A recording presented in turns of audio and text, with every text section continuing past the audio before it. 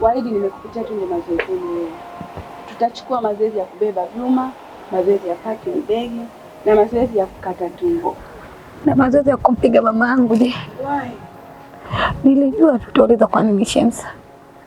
Natamani japo siku moja niwe na nguvu za ajabu ili niweze kuvunja ukuta kwa mkono wangu mimi mwenyewe.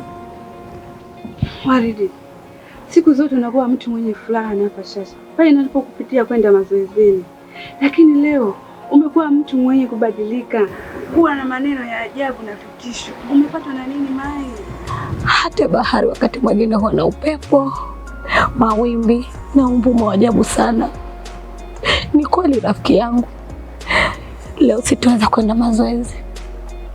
Sina mudi kabisa. Kwa nini? Hebu niambie shoga yangu, sinifiche. Mamangu ni mkatili sana.